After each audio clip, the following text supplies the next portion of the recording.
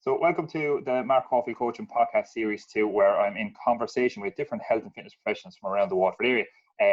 Today's guest is Brian Swaby of Swaby Sessions, and anyone that has anything to do with running in Waterford will know the name and will have probably run into Brian at some stage. Either he's probably running past you or he's telling you to run a bit faster. Brian has been running for over 30 years and has been coaching for 16 of those. So welcome to the podcast, Brian. Thanks very much, Mark. Thanks for having me on. I'm delighted to be here, actually, to get to talk about running with another group again. It's brilliant. Good stuff. First of all, you're running 30 years, 16 years in coaching. You might just tell me a little bit about, I suppose, how you got started running and how the love affair started for you. Absolutely. So I guess as a young lad, I wouldn't have been really any good at hurling or football or soccer. It just didn't have the coordination, I guess. But running doesn't require quite as much coordination. And I discovered at the start of secondary school that it was something I could actually do at a reasonable level.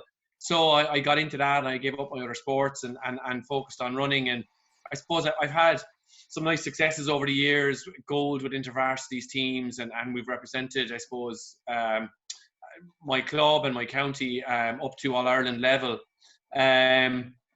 Always my background has been in track, and I think part of my approach to coaching has been that background. It focused on the science, the times, splits, the details. I think comes with track running, where half a second or a second can make a massive difference over 1,500 meters or an 800 meters, and I think it translates into my approach to coaching as well when it comes to the marathon. I'm actually a teacher by trade, and my subjects are maths and biology. So I guess, again, there's that love of science that I've got. And I really embrace the science when it comes to my running coaching, as well as that. I've done quite a lot of work with the likes of Sean Canan when it comes to VO2 max testing and looking at anaerobic thresholds and stuff like that. So that's really where my background is. It's the love of running with the love of science all mixed in together. I love the fact that you're a maths and biology teacher and you speak about obviously the energy systems, about running, and obviously about splitting times and all this kind of stuff. It's almost a match made in heaven nearly. Absolutely, yeah. I pride myself in able to come up with any kind of pace. If you give me a marathon time, I'll give you the pace that you need to run to hit that off the top of my head. Very good. Like any good kind of darts player, you know exactly what your checkout needs to be. Yeah, that's exactly it. Yeah, absolutely. Tell me, how many marathons have you run personally? I've run 6, and I didn't come to the marathon until I was about 32. I dedicated 1,500 meters, 3,000 meters kind of runner on the track, and a good buddy of mine said he wanted to have an attack on 3 hours, and he said, would I do it with him? And I kind of had always said, look, I'm a racer. Unless I can break 3 hours, I'm not going to do the marathon. So we went for it. He was unfortunate to get injured and didn't quite make it, but my first marathon was a 2:53. Wow. And since then, I've had 5 of them under 3 hours. The one that kind of got away on me was that London in 2018, where we had 27-degree heat, and that was a 3:06, but that didn't go quite to plan. But I kept them under 3 hours. Other than that, I have a best of 2:47. Jeez, I even thinking about that now is giving me shin splints and runner's knee and anxiety. Yeah, no, they're good times. I'm proud of them. I certainly am. And if I never ran a marathon again, I'd be happy with the ones I've done. You know, I have to say that. I must say I have the exact same attitude towards the one marathon that I ran. I said I'd do one, tick it off the bucket list, and I've never done the distance again. Well, do you know what? I think anybody to finish a marathon, it's a big deal. People say now it's not that big a challenge anymore, but I can tell you it is. So even to get one under your belt is fair going. I wouldn't take that from anybody. Fair play. Do you enjoy doing the marathon? I do. I do. I find the training, the long runs aren't my favorite. I love speed work, and even the long speed work sessions that we would do at the marathon, I enjoy them. I find the long runs can be challenging. With small children, I go at unusual times, and I normally end up doing them on my own. But the race day itself, I love the buzz. I'm never nervous on the day of a marathon because I always figure I have my prep done, and look, if it doesn't go well, it doesn't go well. But I love the buzz of it. I do. It's possible I might not do any more due to a kind of a persistent injury I've got, but I'll miss it, but I have to say, on the day, it's some buzz. It really is. Tell me this, because I'm laughing when you say about the buzz the day of the marathon. I remember when it was myself and a friend of mine, Shane Edwards, we did Munich in 2009. But I remember I think we were off the beer for about 7 months doing our training. And the night before, Ireland were playing Italy in I think it was a World Cup qualifier in Croke Park. And so we found a nice bar. We had a bit of grub. I think we had 1 pint with our grub. And we just said we'd chill out for the night in the bar. We watched the match. And we ended up having, I'd say, about 7 or 8 Cokes and Fantas and Sprites and all this kind of carry on. The 2 of us were wide awake in the beds in the hostel till about 4 a.m. and the alarm set for 6. We couldn't settle at all. But I'll never forget the walk up and the people, and the weather was perfect. And you're kind of, like you said, you're just, I can't wait for this. It's just fantastic. Yeah, no, I think it's part of it isn't even the personal thing. It's the buzz and the energy, and everybody around you is all buzzing, and there's nerves, and like Dublin is the marathon I've done the most. I've done 4 Dublins, and you know what? It's that quiet energy as you walk around, and everybody's kind of doing their thing, but then you're meeting people, and it's wonderful. I think why I enjoy it so much is there was a great road race held until 3 years ago in Cork called Ballycotton 10 Mile, and like that, every single year you'd meet someone you hadn't seen in 20 years at it. And there was that kind of a buzz and energy about it. Only it was a 10 miler, so it was a lot safer. Yeah. But that's what I love beforehand. I love that start. I love chatting to people. How are you getting on? How are you going to go? Look, best of luck, whatever.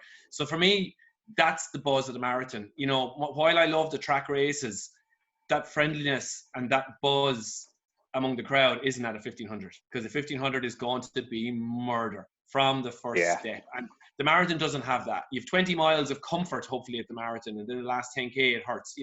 That's how I like to approach it anyway.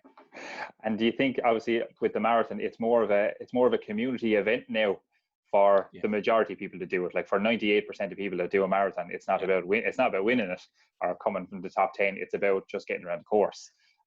Whereas, like you said, with the shorter races, it is a race. Anyone that does those short races, whether it's a 5K, 1500, whatever it may be, anyone that does it, they want to do a good time. They want to win it.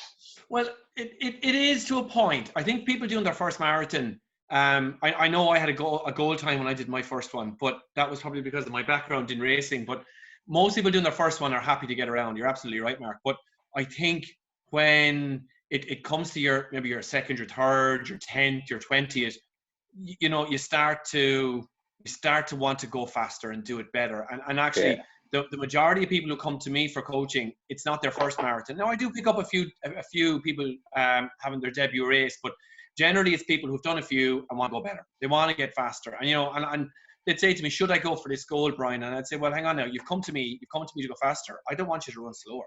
So it is about maybe getting that faster time. So I think there's a growing percentage of people, as they do them, want to go better. I definitely relate that, because while I haven't done another one, I have several friends who, when they did one, were kind of like, that's the end of it now. But then a couple of weeks later, they start running again. They're like, you know what? I need something to keep me going here, because I'm not going to run for nothing. So I'm going to sign up again for another marathon next year or another one, and we'll go away on holidays and we'll make a week of it, this type of thing. And it definitely becomes a bug, I think, where you're like, right, I hit 4 hours the last day. I'd like to get 3:45. I'd like to get 3:30, So I think you're dead right in what you're saying, that if someone gets the marathon bug, it's definitely something that they want to be improving upon the whole time. And it always brings me back, and I laugh when I saw it. You've probably seen it yourself, is the Foil Arms and Hog, where a man comes home after running the marathon. It's brilliant. Yeah. Well, how'd you get on the race? Win? Yeah. I related to that so much. And again, I'm not that. I'm like, well, where am I? I would check, where did I finish in the race? Even though it's Dublin and there's 16 or 17,000, I want to know, where did I finish? And can I improve on that next time? So it's times and positions. I'm an awful racer. I would not advocate anybody approach the marathon the way I approach it, because of my competitive streak. But anyway, that they're my own demons. But it is a great event. It is, and I would say, I don't care how long it takes you. I remember my first marathon was actually in 2012. So technically, Mark, you're a marathoner longer than I am. I remember there was a girl who had cystic fibrosis, and she walked it with Carl Henry of Operation Transformation fame. They started at 6 in the morning, and she walked the entire course. And I think it took her like, I don't know, was it 9-10 hours? No, 8 or 9 hours, I apologize. And you know what? I passed her at about 20 miles, and I just gave her a shout because I knew she was going to be on the course. I'd seen something about her. But like that's incredible. So I don't care how fast or slow you do it. I think if you finish it, you finish it. You are a marathoner and you're entitled to enjoy that, even if there's another 20,000 with the same medal as you. But you know, it's some buzz. Tell me this, and for anyone listening, I'm kind of sticking with the marathon because I think it's something that a lot of people will be really, really interested in. Either they've done one and they want to hear a little bit more about it, or they're thinking about doing one, and this will either convince them or convince them otherwise. So let's just say someone comes to you and says, listen, I've never ran before. I want to do a marathon. Okay. Are there any universal bits of advice that you would give them initially, even before training starts? Is there kind of, would you ask them why they want to do it? Are they a bit touched? You know, you have to be a bit mad, I think, to do a marathon in the first place. I'm never going to say you're mad, right? Because I have that disease already, right? For starters. Okay, so with my official hat on, I would say the first thing to do is to get a medical, right? You need to get checked out if you're starting into running for the first time, particularly if you're not some 20-something who's been taking part in sport all your life. If you've been out of sport for a while or you haven't exercised in a while, I would say certainly I think you need to consider just getting a check over. And like for the majority of people, it's going to be, yeah, 100%, you're great, you're grand, let's go for it. And after that, you know, it's a case of you don't want to rush it. So, you know, you might decide that you want to do a marathon, but I would say you probably want to be thinking about a marathon that's maybe 10 or 12 months away. And that way it gives you the time to slowly build up your training, and you're actually minimizing the risk of injury. So it does happen that someone says, oh yeah, Dublin's in 5 months, I'm going to jump into it and go for it. And look, they'll get through it, and you know, that'll be fine. You could end up crippled after, or you could end up struggling with injuries and maybe not make the start line. So I would say take your time. And if you're coming from zero running background, you know, the biggest mistake that people make when they start running is they start running too fast, too soon. And, you know, they leave their state for the first 2 or 3 minutes. They feel spectacular going, oh, this running crack is grand. And after 5 minutes, they're bet and they're walking. And that's a very difficult, disheartening kind of scenario, because you're looking at people who are running miles and miles and miles and they seem to do it with no effort, and you're wondering, why can't you? And the thing is, it's because your body isn't conditioned to it. So what I would actually say is to someone is you need to take control of your running in terms of how fast you're going to go and what breaks you're going to take. And like, to be honest, walking is a legitimate way to complete a marathon.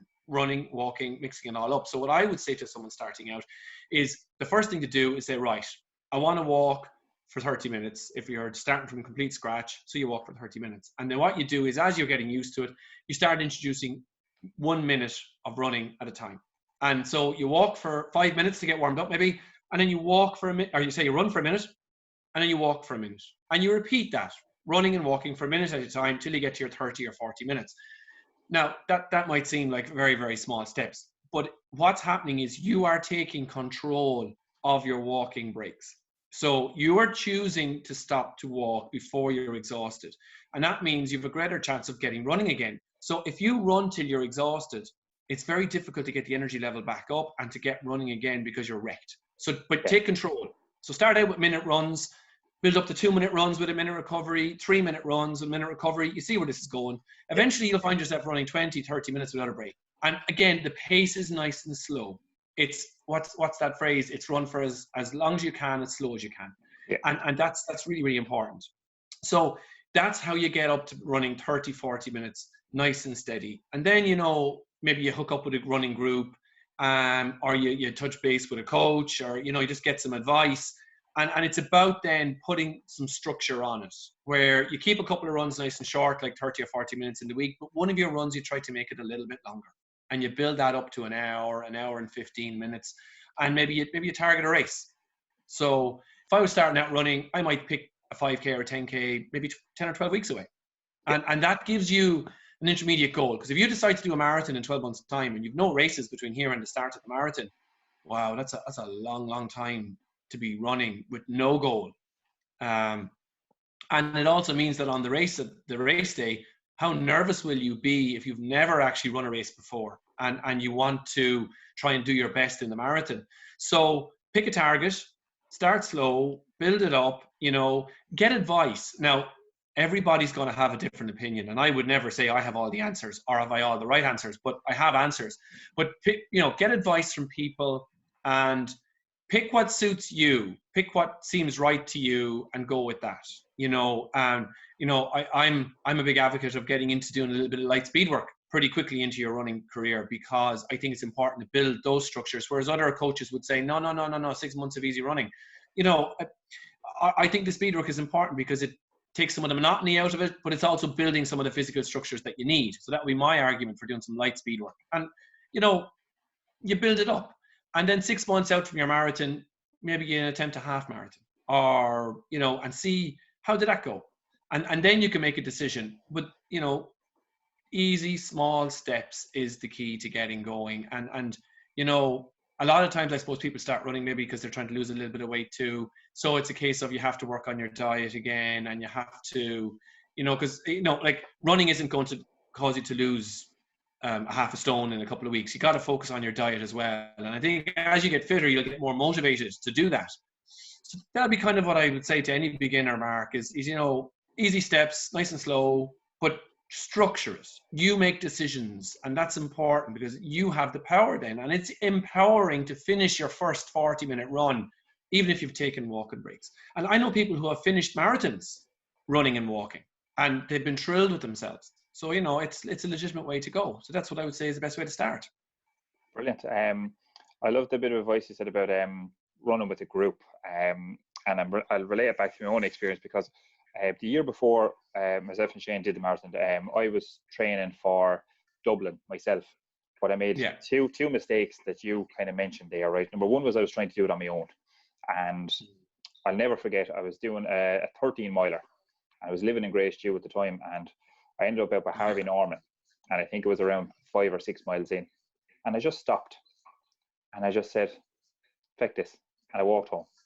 And I stopped altogether. Now, the second thing I did wrong was that I didn't actually sign up to the marathon at all.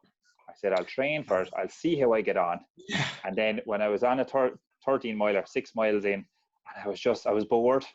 I was listening to a playlist on I had a iPod or something like that. But every second song I didn't really like, so I was flicking the next one, then the next one, and I ended up just stopping, and I said, "Feck this." So I ended up walking through the industrial estate and back up Marion Park, and I went home. And I didn't run since. But then the following year, myself and Shane committed to doing it. We signed up for it. We booked the flights, booked the accommodation, and the two of us said, right, between the two of us now, we have a plan, and off we go. So I like the advice you're saying in regards to like commit to it, and go with someone, or have someone like yourself, a coach in your corner that can say, well, look, this is the structure that you're going to have, and away we go. Is there anyone that shouldn't be running, that shouldn't do a marathon? Are there people that would be more predisposed to injuries? Like if a person is totally untrained, should they immediately go out, and I'll suppose use a phrase that you'd hear the whole time, but pounding the roads?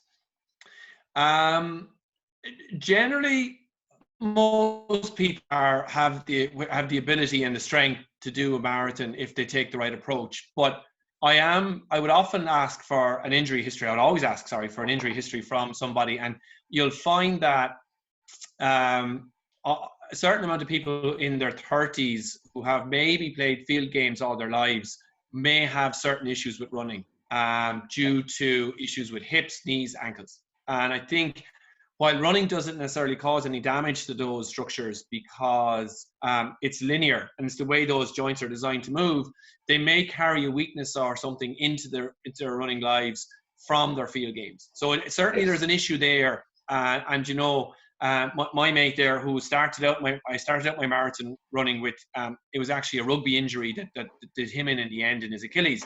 So, running doesn't tend to cause many joint issues. It tends to show them up though if they're there. So certainly with field games, as much as I love hurling, football, rugby, soccer, I'm not any good at them, but I love watching them. They certainly can be an issue if you're carrying a legacy injury into it.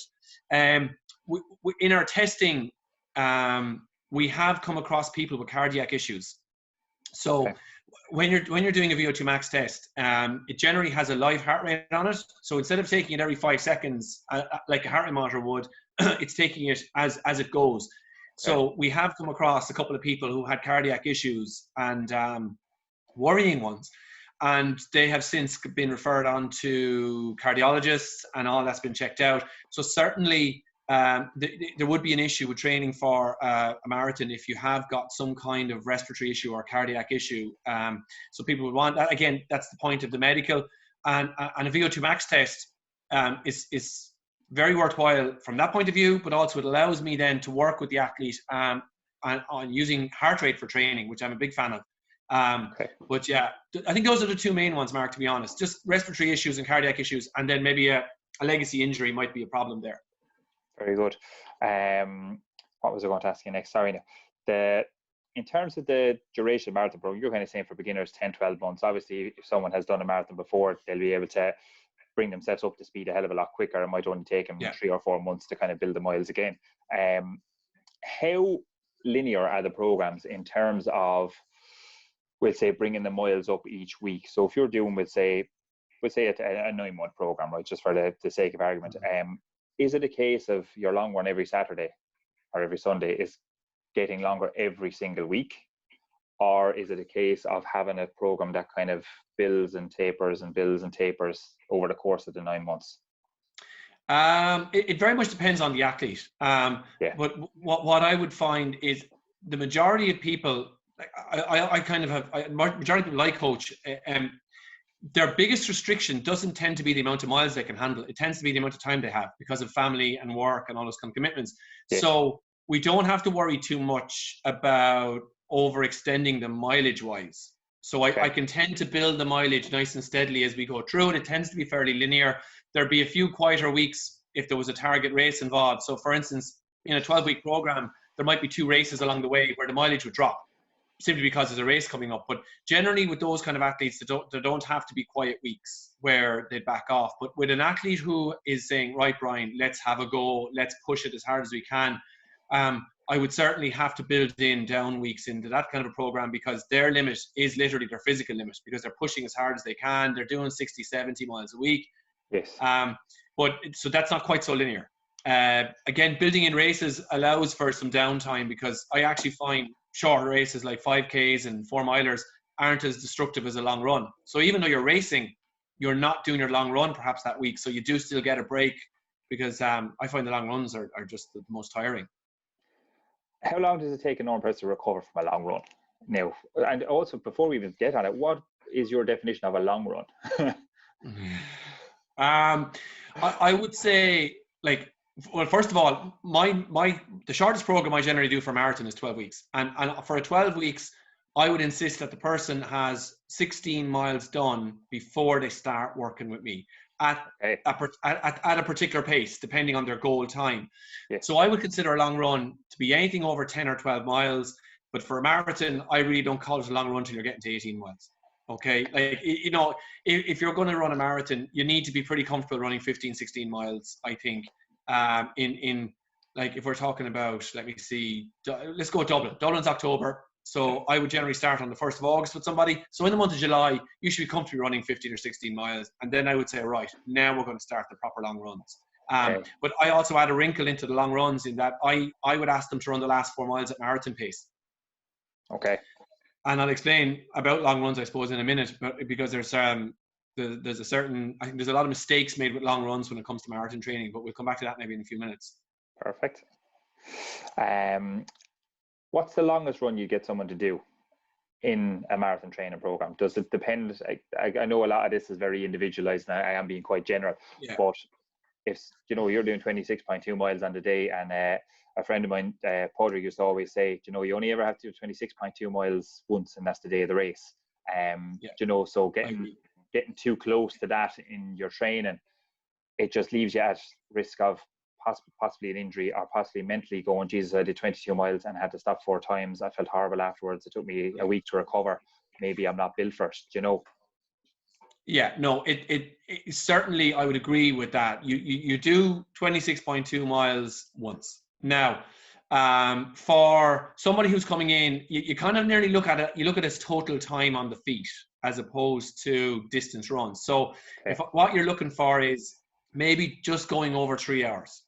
So if I've got a runner whose marathon goal pace wants to run about 4 hours, let's say 4 hours, right? Yeah. Well, that's just under 9-minute miles. So I would then say to them, right, you're to run your long runs between 9.5 and 10-minute miles. Okay, so there's a kind of a formula there that we use. You don't run your long runs anywhere near your marathon pace. Okay, doesn't happen. So if you consider they're doing 10-minute miles, that means the maximum long run they should realistically do is probably 18 miles, 20 at a stretch. So that's going to bring them to about 3 to 3:20. Okay, in terms of time. If you look at a runner trying to break 3 hours, their long run pace is going to come in at around 7:30s, right? Ballpark. That means inside the 3 hours, they could do 24 miles. Now, I would cap it at probably 22. Okay. So, it is a case of, I think that 3 hours is generally considered the longest you'd go. I do know Mick Clossy, who has run for Ireland a number of times. He's represented Ireland in the Olympics, at the marathon, and the Worlds. He would always do a 27-miler. But again, Mick's not going to be out there for 3 hours. He's going to be doing about 2:45, 2:40, even though it's over marathon distance. And he's home and having a shower before some people are even across the start line. Yeah. So I think just over 3 hours would be the goal. If an athlete said, look, I really feel like I need to get to 20 miles, Brian, I'd say, okay, let's bend the rule a little bit and go to 3:20 or maybe 3:30. But I would kind of say to them, I'm not a huge fan of that. It's actually simply because it's going to take them too long to recover. They're going, anybody who's done a marathon, it's pretty destructive. You're pretty sore after it. So even though the long run is run a bit easier, you do have to consider that maybe 3 days later, you may have to do an interval session or a tempo run. So you can't be completely flattened. I think the gas thing you say there is about the recovery. I remember after the marathon, I keep harping back to that was my glory moment. I did one marathon. That was Well, it's what you're basing your experience on. It's an important time. It is. It's very important. But I'll never forget. After the marathon, we the two of us just collapsed on the pitch. It was in the Olympic Stadium in Munich where the finish was. So we did a lap of the track and we collapsed on the pitch. And I remember after about a half an hour trying to get back up, we couldn't. We ended up hauling people over to actually pull us off the ground. Yeah, and, sat for too long. Yeah, absolutely. But then when we were leaving the stadium, it was up a load of steps. You were literally going to the top of the stand to get out onto the slightly higher concourse area. And then later that night, we went into a restaurant and the two of us sat down and we said, right, we're getting steak, we're having a few beers, we're enjoying it now, fair play to us. And just before the dinner came along, I kind of looked at Shane and said, where's the bathroom? And the two of us kind of looking around. There was a sign pointing up the stairs. And I'll never forget the two of us sitting there going, oh, Jesus Christ. We couldn't move. So I definitely...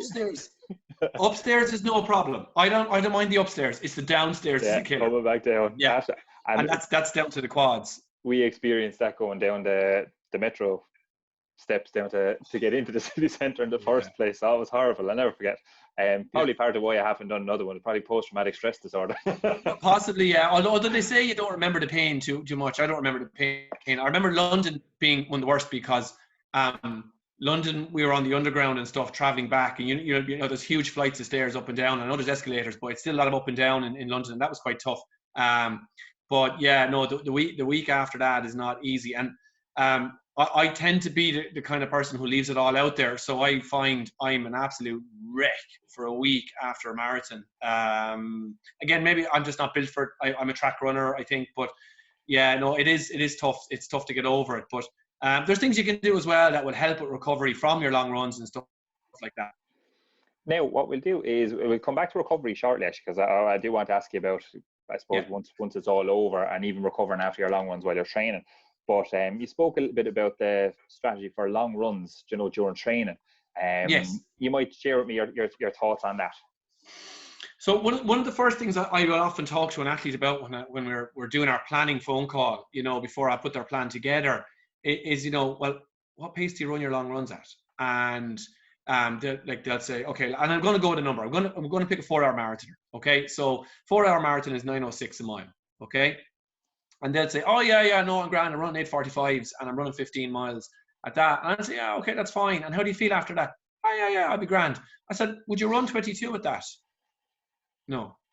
And and you're like, okay, so we've got to look at what is the benefit of the long run. And people mistakenly think that the only thing the long run is for is to get you ready for the marathon and get you ready to run fast the day of the marathon, which is the wrong way of looking at it. Like if you think about the physiology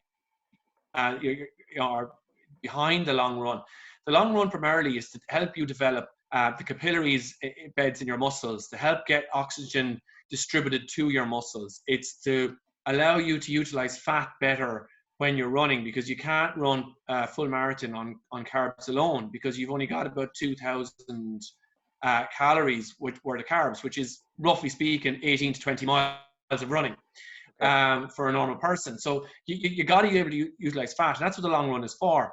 It's about mentally building the strength to run for a long period of time. And then people would say, but if I only run 20 miles and I'm running it slow, how am I going to get through the last 10K? And actually, just to deviate from long runs for a second, the interval sessions that we do during the week and the tempo runs and steady state runs that we do during the week, those prepare you for the last 10K of the marathon. And I'll explain why we need to do intervals and what the idea behind that in a couple of minutes. But certainly the long run then, so it's not about running marathon pace. I remember the Saturday Road Runners are a group I'm sure you're well aware of, Mark, and yep. they do fantastic work for charity, for every shape of runner in the Waterford and Smore area. They're just absolutely fantastic. But I went out with them one morning a couple of years ago, and I'm running along, and I ended up just running beside a guy, and I was training for 3 hours, right? And I'm not going to apologize for it, and I'm going to run 7:30s, and this guy's running along beside me, and I said to him, "Geez, lad, you're going well there. This is in the first 4 or 5 miles now." And I said, what's your time for the marathon? What are you aiming for? Oh, 3:30. So we're running 7:30 miles. 3:30 is an 8-minute mile marathon. And I said, what are you doing running this fast? Oh, I'll be grand. We got to 8 miles and he was spitting bubbles. And I thought, well, this guy now, and I'd say to him, I can't, you have to stop, you have to take a break. But he was hell bent on running well under marathon pace. And I don't know how he finished his long run. I don't think he finished it at the pace we were running, but certainly that's a lot of runners' mistake, is doing things like that. My rule of thumb is 30 seconds to a minute slower than you plan to race. Okay. Now, if I apply that to my own running, my best marathon is 6:25 a mile. I train at 6:50 to 7-minute miles for long runs. That's it. No faster. Okay. I don't think I could physically run faster. So, I'm applying that rule to myself as well. You have to run slower than you plan to race, because that way you get the benefit of the long run. You're not wrecked when you finish it, and you can train again tomorrow. All right. And that's going to give you all the benefits you need. However, my little wrinkle that I like to add to it is that the last 4 miles are run at race pace. Okay. Now, if you have messed up your pace early in the long run and gone too hard, that won't happen. So someone will say to me, oh, geez, Brian, yeah, I couldn't pick it up for the last 4 miles. And straight away, alarm bells go off in my head and say, well, how fast did you run the first 14? Yeah. And then they have to come clean.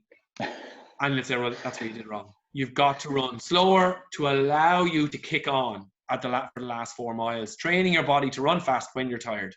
And it's amazing. People will say, oh yeah, no, that's not going to work. I said, stick with me. Go with that. Stick with that strategy. And I'll come back to you 6 weeks later and I said, I'm running faster than I've ever run before. And it's all down to the long runs, because they've slowed down to allow themselves to speed up the rest of the week.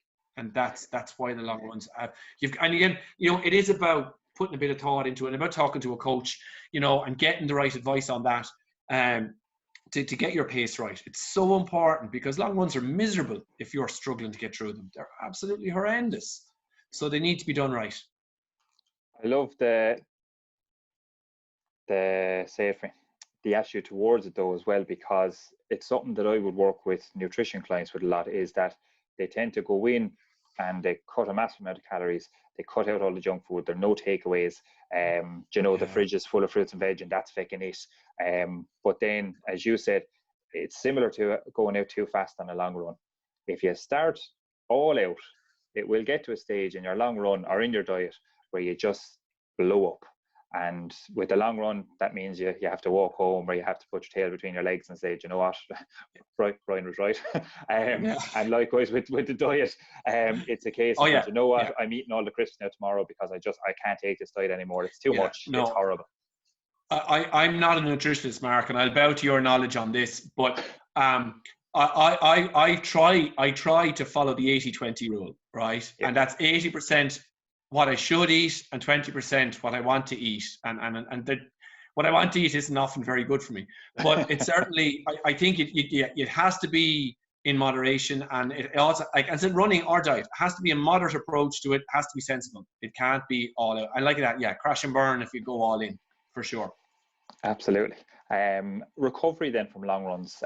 Obviously, you mentioned that in your marathon programs that you would have kind of easier weeks if you have races planned and that kind of thing as well. Yeah. But we'll say after a long run, are you programming, we'll say a day or two later, to go out for a really short run at a very easy pace? Yeah. Or are you saying, like, right, give yourself 2 rest days, just get out for a good walk with the dogs or the kids or whatever, go for a swim, chill out in the bath, you know, whatever it might be? Or are there certain benchmarks that you have and saying, right, you're fully recovered when? Or is it a case, look, 2 days should do it? I tend to prefer a rest day the day before the long run. Okay. Because we're putting specific targets on a long run, I want you to be recovered so you can hit those targets. And yes. Then what we would do then is we would say most people in their long runs have gravitated towards a Saturday at this stage, partially down to the Saturday road runners being such a big group, and also because if you aim for Saturday and it turns out to be a crappy day, you still have Sunday to fall back on. So Saturday is a good day to aim for your long run because it gives you the fallback. So on a Sunday then, I would say, okay, lads, 30 minutes. Get out, looking over ditches, jogging along. We'll use the 4-hour marathoner as our guide. So that means you're running slower than 10-minute miles, okay? Which is more than a minute a mile slower than marathon pace. But you are running because you want to get the blood flowing. You want to try and flush any remaining toxins out of the legs. Now, some people who come from a triathlon background might say to me, look, Brian, I'll be really sore after that marathon. Can I go for a spin on the bike or can I swim? And I'd say, absolutely. Yeah, 100%. Go for that. Just with a caveat that the best training for running is still running. But if it's a case of no running or cycling, obviously cycling is good. So certainly get out. And then what most people end up taking is a rest day Monday. And then we would do our interval session on a Tuesday in the RSC. So that's kind of the pattern. But I'm a big fan of running the day after a long run to flush the legs out. I feel when you get your rest day, then the following day, you're fresher for it. Certainly. So, get back out and do something. And like you said, a walk with the dogs and the kids, that's not so bad.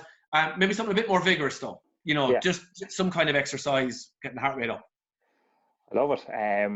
Tell me this, hitting the wall, right? My understanding of hitting the wall is that it's when your glycogen stores are on empty and your body needs to say, right, we need to start burning fat now. Okay. In modern marathons, well, first of all, am I right in that definition of the wall? And secondly, in modern marathons with so many different water stations, sports drinks, etc. I think I ran a mile or two of the Munich Marathon with 4 or 5 clumps of banana bread in my hand at one stage, and I'm munching on them as I go along, chatting away. So, do people still hit the wall? Or in modern day marathon, is it actually harder to get to that stage where you just that wall is still there. I look at it slightly differently. Because we all take on gels or energy bars or cliff shots or whatever we take on, certainly there's an abundance of calories floating around in our bloodstream. You know, and I would take, what did I take in Dublin this year? I took 6 gels in Dublin last year. Now, gels don't upset me. I'm happy with them. I know it's really refined sugar, but on the day of the race, who cares? Whatever gets my energy. And I would take on Lucozade Sport as well. So I'm sugared up to the eyeball. The wall is still there. And how I like to look at it is we've got our anaerobic threshold. Now, it varies for every person, so I couldn't tell you what anyone's anaerobic threshold is. I can tell you now, mine is around 170 beats a minute, right? And it varies. It can drop if you're less fit. If I'm not running at the moment, so I'm less fit than I have been. It's probably down around 150 beats a minute. But that anaerobic threshold is the point where you're starting to use kind of you're respiring anaerobically. So that means CO2 is being used in process and stuff like that. I would say you have 60 minutes that you can spend above your anaerobic threshold. Okay. Now, the guesswork, if you're guessing your anaerobic threshold, it's the pace that you can run at for 60 minutes in a race. Okay. So for an athlete like me who can run, that's basically, I can run 6-minute miles. I can run 60-minute 10 milers. So 6-minute miles, that's 6-minute miling is my anaerobic pace. If I go below that in a race, I'm anaerobic. Marathon, you don't have to be running that fast to go anaerobic, because of course you're running for so long. But looking at my anaerobic heart rate, my anaerobic threshold, if I have 60 minutes, I can spend above 170 beats a minute. Now, if I start above that heart rate at 10 miles in the marathon, I'm probably going to have my 60 minutes done by 18 miles. That means the last 8 miles, I've got nowhere to go, and I'm going to hit the wall. So the key thing is to control your pace and control your heart rate, so that you don't go above that threshold until you are 60 minutes from the finish of the race. And that, of course, involves a bit of maths and a bit of thought, which is what I would, again, bring to the table, I suppose. Yes. So the wall exists not primarily because of a lack of calories. It's because the body just can't continue to buffer those hydrogen ions that you're producing from anaerobic respiration. You know, the balance is out of whack. Yeah, and again, what we would like, lactic acid gets an awful bad press. Lactic acid is a fuel source, but you have to be trained to use it. So again, a lot of training sessions we would do are focused on utilizing that lactic acid as well as possible, because you're still producing lactic acid below your anaerobic threshold, just in small amounts. So your body's the better able you can use to manage it better. Yeah, absolutely. So, you know, it isn't quite as simple as you run out of gas. I actually don't think you run out of gas. I think you basically hit your red line. And you know, I've had that experience. London, certainly, I would have been in big trouble from 16, 17 miles in London, but that was because of the heat, and I didn't observe my heart rate as well as I should have. Last October, I ran Dublin, and I was a little bit sick coming into the race, and I knew I wasn't right, so I rigidly stuck to my anaerobic threshold, and I probably ran my finest marathon, if not my fastest. There was 20 seconds in the difference between my first half and my second half. Wow. So it was, again, I was really, really strict and tough on myself, but again, using anaerobic threshold as my guide, that allowed me to avoid the wall. There was no wall. Now, I was wrecked at the end, don't get me wrong, but I certainly couldn't have, if I had gone any harder early on, I would have tanked. So, you know, it's about pacing more than feeding, I think, is really the key to avoiding the wall. Love that explanation. I think if anyone is listening to this, if they were to just take note of the last 5 minutes of this conversation and they're training for a marathon, they'll probably come out the other side of it a little bit more, or with a little bit less scar tissue than if they don't. Oh yeah, 100%. You know, and on the anaerobic threshold, then, Brian, that brings us nicely back to actually when you were talking about using intervals as part of your marathon training. Yes. And obviously, judging from what you've said there, my take on it is that if you're using those intervals, it will hopefully increase your anaerobic threshold. 100%. So that you can pace yourself either quicker, or you can go for longer before you hit that point in the marathon where you do hit that horrible wall where you're thinking, Jesus, and I still have 10 miles to go here. You're absolutely right. Like, and I've seen people train for marathons, and like, they'll just run easy miles, and easy miles make you good at one thing: running easy miles. Easy miles. So you need to mix it up, and I've seen other lads, and they've done a lot of marathon pace running, and that's challenging and it's tough, you know, and they'll do 14-15 miles at marathon pace midweek, and I'll say, yeah, great, you're going to be super fit going to the start line, and they will be super fit going to the start line. And then I'll say to them, but when you get to the last 10k and you are starting to run out of gas and your heart rate goes up, not because you're pushing harder, but because you're dehydrated, because you're now forcing yourself to work anaerobically, how will your body be used to that? Yeah. And it won't be used to it.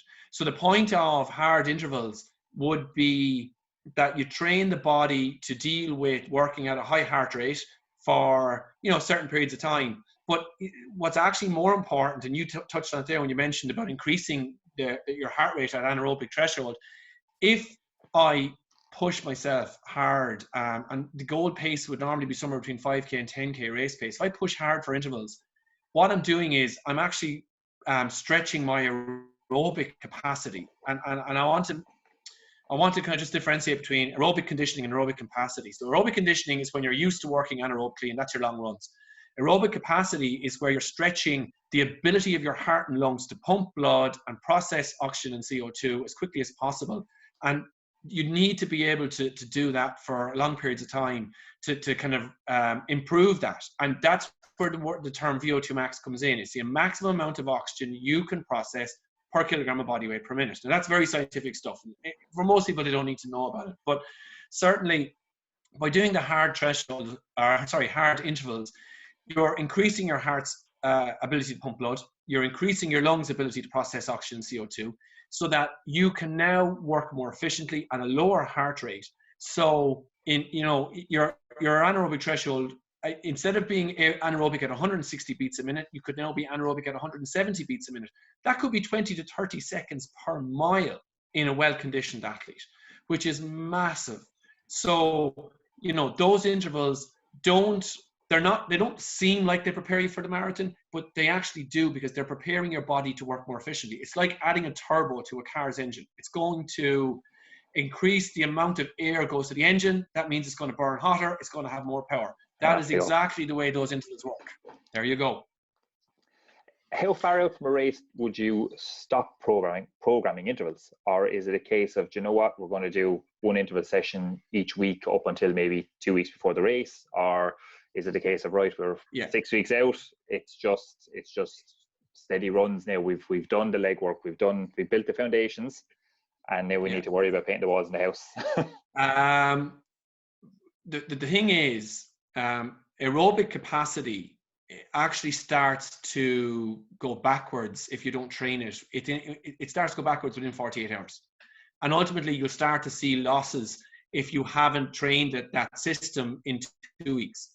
So we would continue to do interval sessions up to probably 10 to 12 days out. Okay. What will happen, though, is in the 2 to 3 weeks before the race, the volume of the sessions will decrease.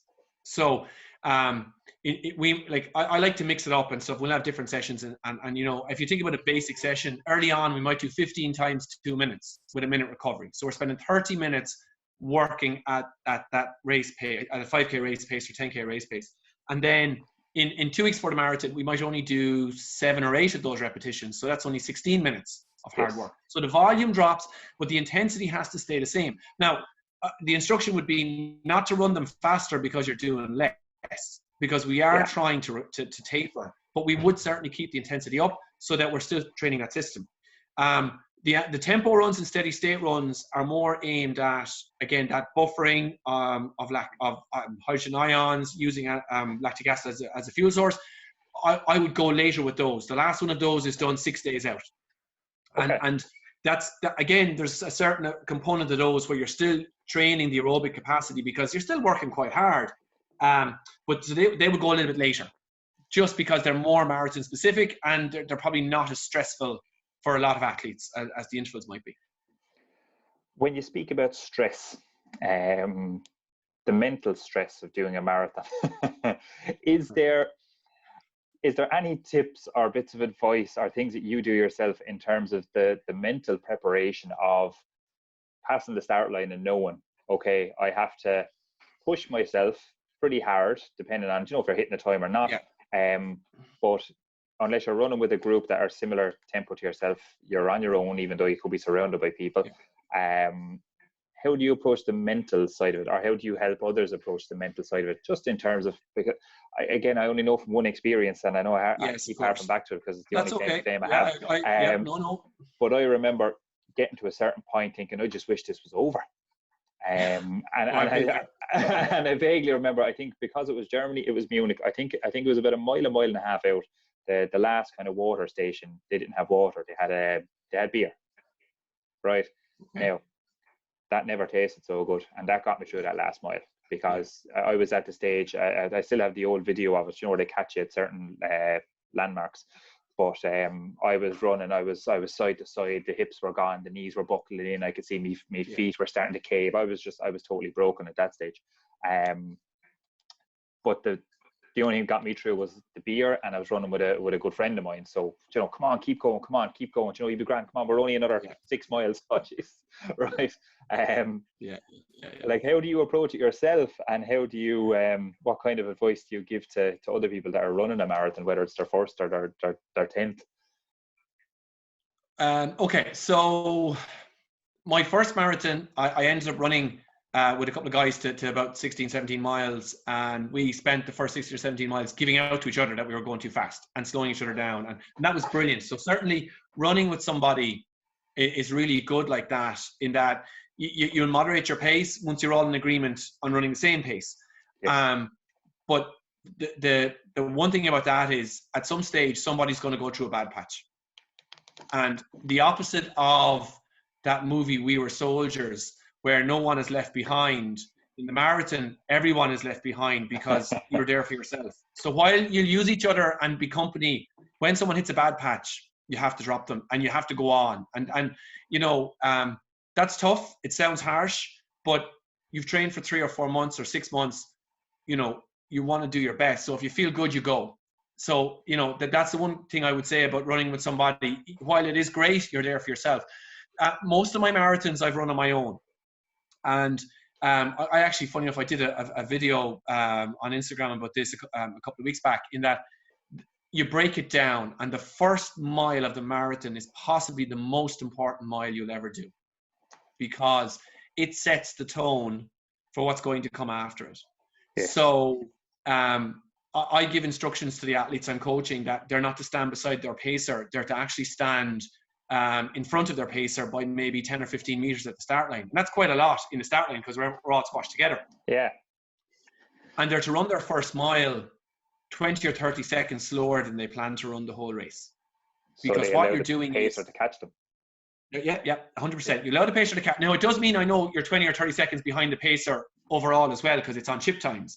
But you allow the pacer to catch it. You run your first mile slower. Pacers are going to come in 30 seconds or a minute under time anyway if they're on the ball. So that will still get you there on time. But you allow yourself to have a nice, easy first mile warming up. And it also means that the people around you are going faster than you, so they're passing you, as opposed to you trying to skip around people and waste energy trying to pass slower athletes. You be the slower athlete. I don't care about them. I only care about you. Yes. So I don't care if they're annoyed at you. I care about what you do. So they start slow. You get the first mile done, and then the miles will click along. And I would then I do pacing bands for anyone running the marathon. So they'll have the cumulative time for each mile mark along the way, and that's a distraction. So you get to see, okay, mile 5, I should be on 45 minutes. I'm on 45:15. Jesus, I'm spot on. Right. Yeah. And it allows me then to work off that. But then I also put the water stops on it, and I'll put the gel stops on it. And all of a sudden you're thinking, okay, I'm only 3 miles to the next gel. I'm a mile to the next gel. And it's clicking off the miles and you don't even realize it. And that's the strategy I have used for all of my marathons. Like I said, I'm a bit of a sugar junkie. I'm 3 miles to my next gel. Grand, I can survive that. And I'm ticking them off. And it breaks it down. And before I know it, I'm at 20 miles. And it's like, well, okay, let's go. So it's breaking it down into manageable chunks. 26 miles is an awful long way, unless you break it down. Or you're thinking, oh, I know my wife and the kids are going to be at 9 miles. Great, I'll get to there and I'll make sure I still look reasonably fresh at 9 miles. And I'll wave to them and I'll be shagged at 10 miles. But but it's about breaking it down into chunks. It's too long to just go mile after mile after mile. I actually love 17 miles, because 17 miles, I'm down to single digits. And now I'm single digits to go. So it's just getting that bit closer. So it's all of these little mental tricks, you know, where you're breaking it down and you're thinking, oh, I've only got so many miles to do. Oh, sure, I've only got 5 miles to go. Sure, it's a 5-mile road race. No problem. I can do this. And I know you're tired, but these little tricks, and you know, those are the things I use to get me through the race. I think if you worry about the big picture, it's gonna crush you if you're not having a good day. If you're not having, like, there's gonna be bad patches in every marathon, and you get through the bad patch, you think, okay, I've got over that now, and I've got so many miles again to do the next water stop or whatever. But for me on the start line, I have probably an abundance of confidence in my own ability. And I never worry that I'm not going to hit my target, because if I don't, I don't. But if I always feel I'm going to hit it until I don't hit it, if that's the case. And you have to back your training. If you think you've done the training, if you're confident in the training, if your training races to date have gone well, then, and if you're healthy, you haven't picked up any bugs, there's no reason why you can't perform once you stick to the plan. If you go off plan, and I've coached a few athletes who have been prone to a few brain farts along the way where they've burnt it for 4 or 5 miles and then it goes. But if you stick to the plan, you will get there. It's about planning. It's about backing what you've done. Like there's a great race in Cork, and again, I'm going to talk about Dublin because I think it applies to most people. And it's Cork to Cove. It's about 3 or 4 weeks out, and it's a brilliant race. It hasn't got a tough course. It's flattish to 13 miles. You climb for about a mile or a mile and a half, and then you drop like a stone for the last half mile. So it's a great prep for the marathon. And my best Dublin, I went down to Cork and I smashed it. Absolutely nailed it. That was 4 weeks before Dublin. I knew I was going to fly in Dublin. I had no question in my mind I was going to go well on the day because that had gone so well. So confidence was there. That's the thing. You've got to find what you can measure. Maybe it's your long runs go better than ever. So the confidence is there. If you trust your training, that really is a big thing when it comes to the marathon. I mean, it is in every race, in every event. If you trust your training and it's gone well. It's like even children going into an exam. You know, if you've done the study, you have nothing to worry about. But if you haven't done the work, you'll be a nervous wreck. You'll open the page and go, "Oh shit, Robert Frost came up again. I'm in trouble here." But the parallels between the Leaving Cert and the marathon are unbelievable. You know, it works the exact same way. You have to taper. You have to work hard early on. It's unbelievable. Like it really is. It's the exact same process. And I think that's the important thing there is it's a process, and that if you've stuck to the process, you've trusted the process, and you get to a certain point in your training where you know, okay, the work is done, then the confidence comes from that then as well. Yeah, completely. No, it is. And like, you know, we all have doubts, and there will be doubts. And you know, look, part of the allure of the marathon, I think, is that there is that huge chance of failure. And I think it's that challenge. And when people come to me again, like it's looking for a time, and often they're looking for a faster time than they've ever run before. And I'll say to them, lads, marathon's a beast. There is a chance of failure here. But that's why it's worth doing. Because if it was easy, everybody would do it. If it was easy, we'd all achieve our goals. So the challenge of failing, the chance of failing, is why there's adrenaline, why the buzz is there, you know. And I love that chance of failure, because it's going to mean I'm going to try and perform better than I possibly think I can, because, you know, you've got the adrenaline to push you on. You have to rise to it. You have to put in the work. You have to push yourself. Yeah. Really briefly then, before we finish up, trainers, right? As in the ones you put in your feet. Is that something people should be very, very conscious of, and something that they should trial and error with? You know, I know some people, I swear by Nike, some people swear by Adidas, other people are Asics, other people are Brooks, other people are New Balance, and all these different. Is there anything you look for in a running shoe for yourself? Okay, so first of all, I'll ask somebody, what kind of runners do you wear? And they'll invariably say Asics, Adidas, Brooks, and I'd say, I don't care. That's not what I'm interested in. Are you a pronator? Are you neutral? Yes. Do you supinate? And just to explain those three terms very quickly, supinate is where your foot does not roll in at all as you land, and you might hit the ground quite hard. A neutral runner is where you land on the edge of your foot slightly, come to a flat, and then you roll off nice and straight. Or a pronator is where your foot rolls in a little bit too far towards your ankles roll in a little bit, and it can cause a little bit of calf trouble. And I'm actually a pronator. So the shoe has to be the right shoe for you. I don't care what brand it is. I have no brand loyalty at all. I happen to be currently running in Brooks in my racers and my mileage shoe. That's coincidence. That's not because I like Brooks any more than any other brand. It's because those are the shoes that suit me the most at the moment. So it's about getting the right shoe. And I would generally send somebody who doesn't really know what they want straight into the likes of Alfie Hales for a gait analysis. Yes. And get the advice from the lads in there, you know, they're excellent, and they'll put you in probably the right shoe. It might not be the right shoe straight away. It might take a bit of trial and error. I've pestered Rocky over the years because I wasn't quite happy with what he put me in, and we adjusted and we got it right. But certainly, it is about getting an idea of what kind of foot strike you have. And if you're only starting out, you have no clue.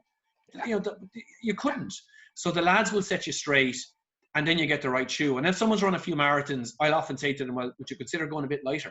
Maybe still with a structured shoe if it's what you need, but go a little bit lighter and you can go faster again. So I do have a lighter shoe I wear in the marathons.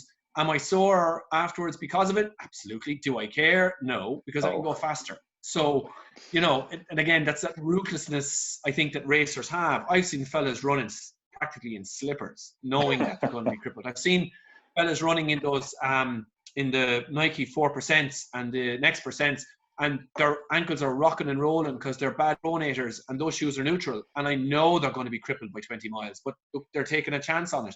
But it has to be the right shoe for you. I will never wear a next percent or any of those because I know they won't suit me. So I'll just have to accept that I can't run on carbon plates. You know, what can I do? But I'll run with the best shoe I can find for me.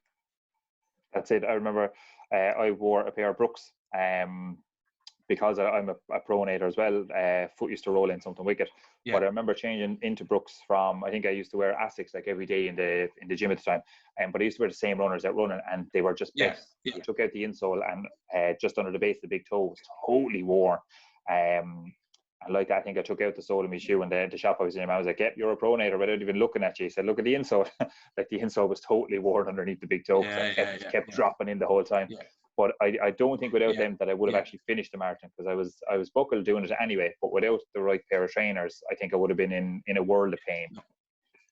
You would, and what's more, like the injuries afterwards would have been just not worth it. You know, you're looking at all kinds of injuries because you haven't got the right footwear under you. And they talk about all these different runners that you can wear. Like, you know, we don't need structured shoes.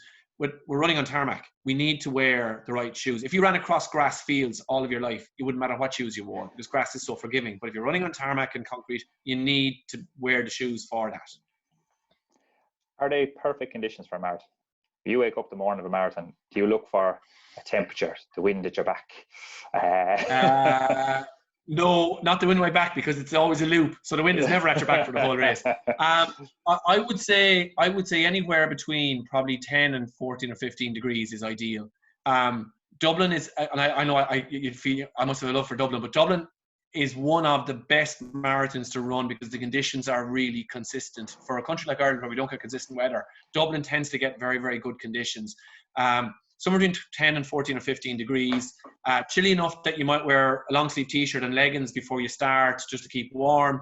But wind is a killer. Wind is always a killer, particularly like if you're going to Boston, you can be lucky with the wind on your back the whole way, but then because it's point to point, but the wind could also be in your face the whole way. So the wind is the biggest factor in terms of your calorie expenditure because you're working harder. Yeah. Humidity doesn't tend to be a problem unless you get above 17, 18 degrees. So like one year people were panicking. The humidity was 95% in Dublin, but it was 12 degrees. Who cares? You know, so it's not a factor.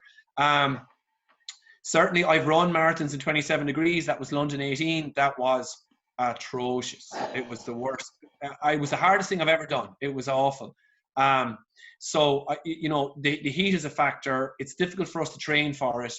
Spring marathons carry a bigger risk than autumn marathons because we train in the freezing cold, and then spring marathons tend to be very warm. So you're definitely not prepared for those. So autumn marathons are a little bit safer if it is warm because you've been used to it. So yeah, Dublin's good. I ran Belfast as well last year, and it was perfect on the day. It was 12, 13 degrees, no wind. You know, it was a great day. So that's kind of what you're looking for. You have to kind of be cute about what races you pick. That's for sure. I'm